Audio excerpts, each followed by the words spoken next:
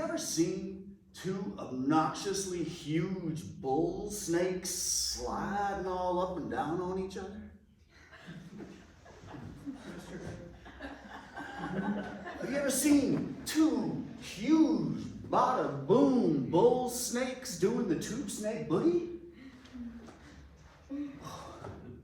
Have you ever seen two huge bada boom shaking bacon baby bull snakes heave themselves into knots of serpentilatory naganoogie?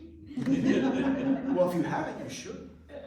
Look, one of those two huge bada boom shaking bacon baby brewing bull snakes cricks her naga baba yaga neck at just that 47.6 degree angle in sweet snake-oiled antiserpendulation.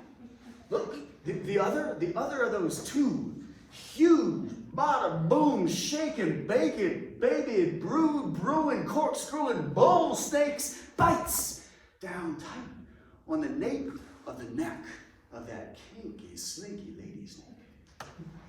Look, but I don't think you see what's happening here. Did you? Look, these huge, bada bloom, slake it till you make it, baby boo, blowing, lady lubin, bull snakes conspire in fiction fits of conspicuous constriction. Shake into twin-tailed tremor and roil in a cloud of mortal coital coils. I mean, these two boo boo bada boom boo bada boom bada boo boo bada boom boo bada boom bada. I mean, I'm sorry. Let me be more articulate. These two boom boom boom boom boom boom boom boom boom boom boom boom boom boom boom. You too. And so it is, and so it shall be. For lo, I mean low, like snake belly low. They on cactus flower honeydew hath fed, swallowed whole the dark-throated shooting star, and drunk the venom milk of paradise. Listen, they whisper in each other's one middle ear bone, take a bite. Listen. Have you ever wondered what it would be like if you and I could only clasp like amorous asps, gasp unbidden when bidden, until smitten with the bite, the bada boom naga baba yaga brood and bloom, until we shake so much we slough our skin, until we cry so wide our jaws unhinge.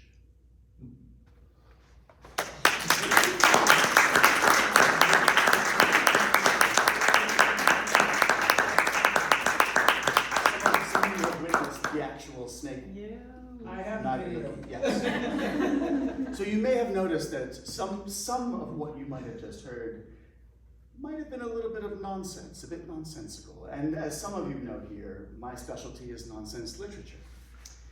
And so, most people don't really know what that is, so I thought I would give an academic lecture in the time that remains that will outline in full the sociological, aesthetic, cultural, and political elements of nonsense literature. It will be in 6 parts. There will be 3 subparts. And so if you want to take notes, that's fine. I think it's best to begin in this lecture with one of the most important elements of what makes nonsense literature what it is, and that is rubbing meat in your mambo. Naughty Bullshit Sphincter mambo. It's out there. It's kind of like cantilever Twinkie fetish, pancake stocking, piano tritone monster truck. Like my sweet saturnine catenine tails trailing rectangular soup, curvaceously mucking squirrels. Rubbing meat on your mama. We are pansy marmot chucking simpering snaggletooth, like some herniated English fish fingerer.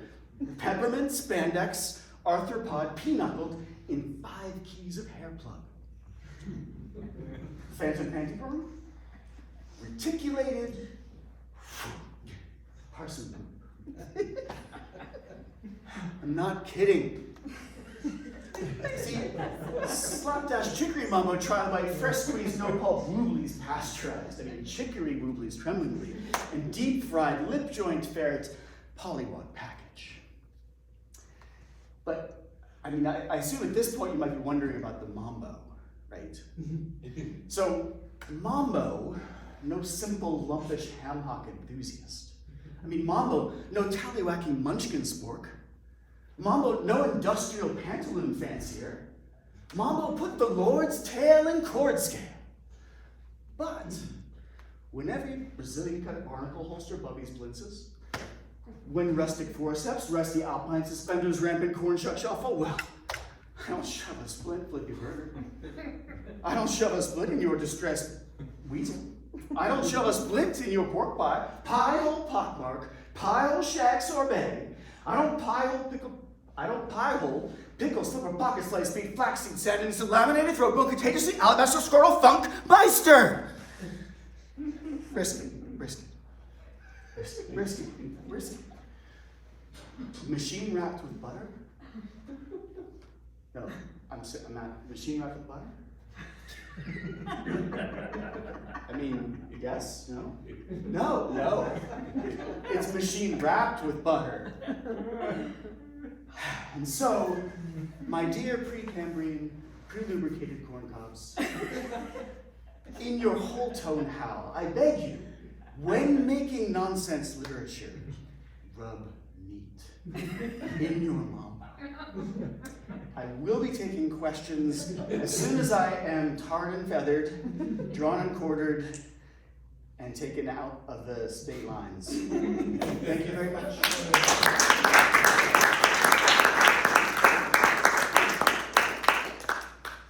How did you discover that you could do this? Well, it was my great-great-great-grandmother standing by a tree of nonsense, and the branch, that was it. No, it's just in my blood. I don't know, I can't control it. It just happens. Sorry. Yes. Was your application video or written? I'm sorry? Was your application written or video? That was all written, actually.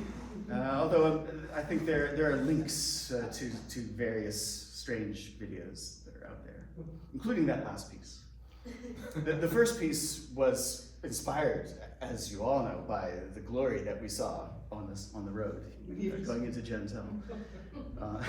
The day after you arrived. Yes. It was formative in my experience. It was, yes. Clearly. Yes, sir. Wonderful. I mean, what source? There are all kinds of interesting sources. Scat singing, exquisite corpse, etc. What are some of the resources and sources that you've drawn on? Sure. My study started in childhood with Dr. Seuss and Shel Silverstein and Ogden Nash. But in terms of kind of getting into the art of nonsense literature, Edward Lear and Lewis Carroll, they're the two kind of main figures. But then there are many other ones. Mervyn Peake also has been a real influence. He's a British novelist who also writes some fantastic nonsense verse. And some Indians. I have a couple of books back there. I've done a lot of work in India as well, and there's some fantastic Indian nonsense writers, Shukumar Roy, amongst others. And they all have their different styles. John Lennon wrote a couple of books of nonsense, as we talked about. And that was an influence for me too. I mean, I didn't know, listening to I Am the Walrus, I didn't know what that was. I just thought, he's on drugs, which is what most people think. But I mean, he also was on drugs, but it wasn't that. He was writing nonsense long before he was doing drugs. He wanted to be Lewis Carroll when he was a kid. That was his hero. So, Great, great. Very brilliant. ah, perfect. That's the accolade that I wanted. Thanks so much.